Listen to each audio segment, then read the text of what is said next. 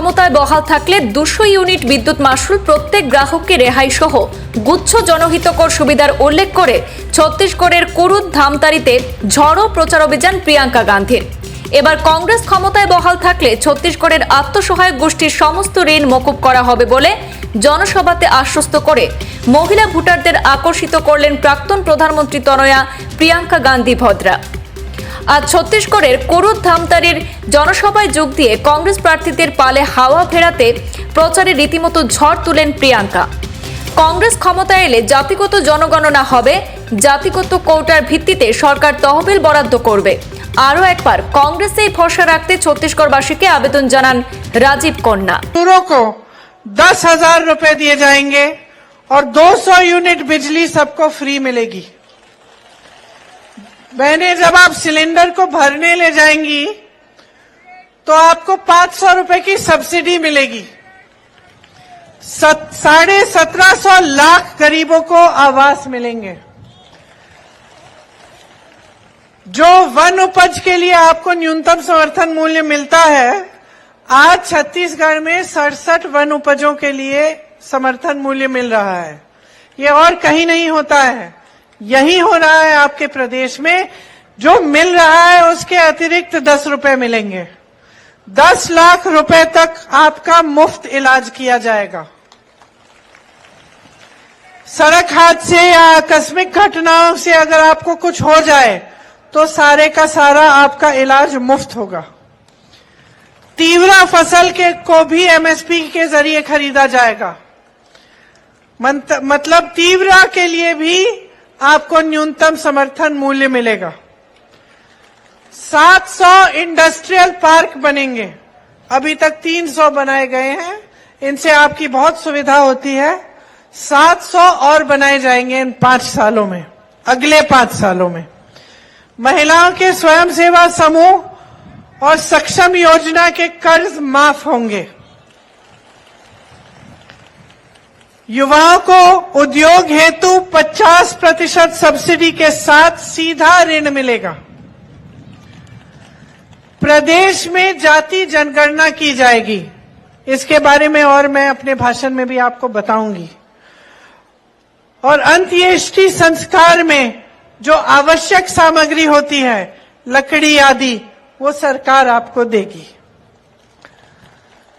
तो ये तो हुई हमारी घोषणाएं।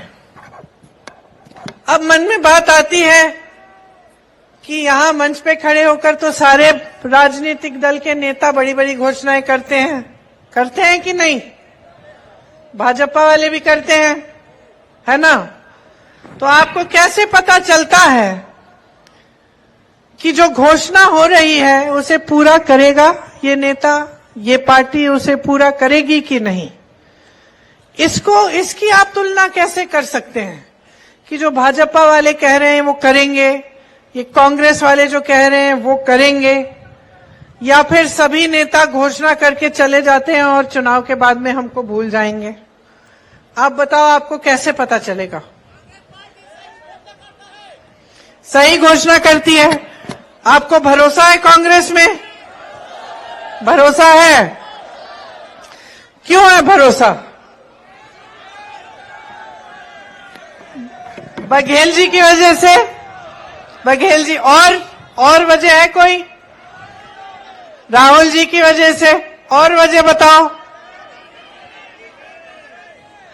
सबसे बड़ी वजह ये है, अगर आप आज कह रहे हो कि आपको भरोसा है सरकार में, तो इसका कोई आधार होगा, इसकी वजह होगी।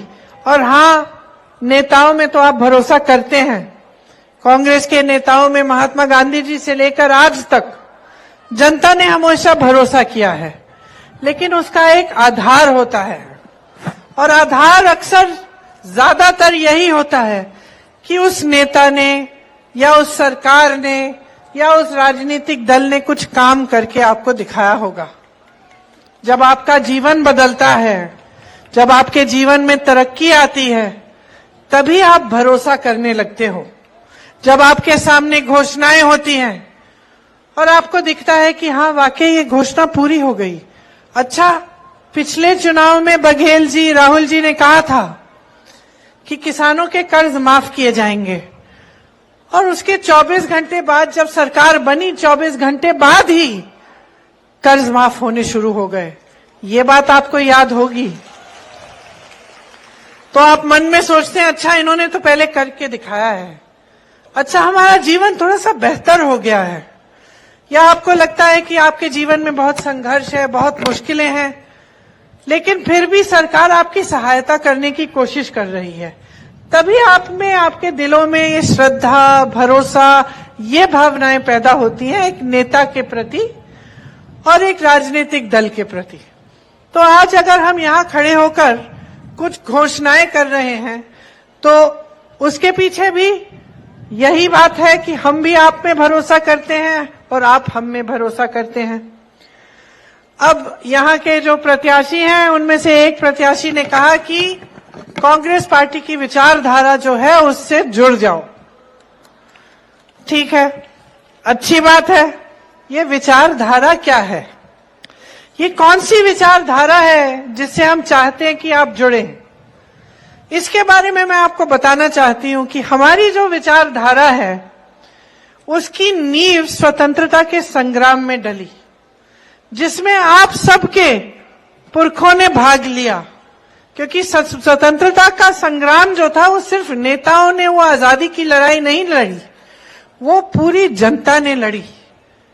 आपके जो दादा परदादा हैं, नाना नानियां हैं, वो भी इसमें उन्होंने भाग लिया और वो भी लड़े इस देश की आजादी के लिए।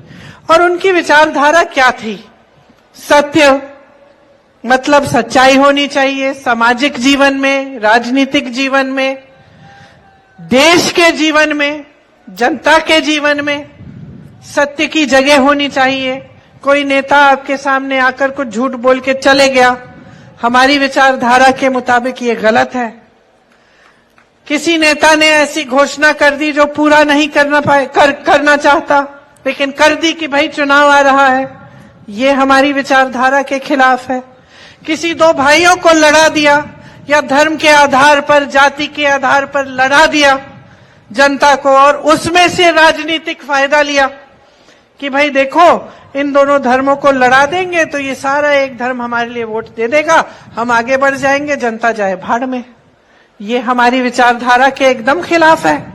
हम चाहते हैं कि सब एकजुट हों, कि सब एक साथ आगे बढ़ें, कि लड़ाई फूट, हम समझते हैं देखिए कि लड़ाई फूट फैलाने से नुकसान किसका होता है। आज तक आप बता दो मुझे, कहीं लड़ाई हुई, कहीं झगड़ा हुआ, कहीं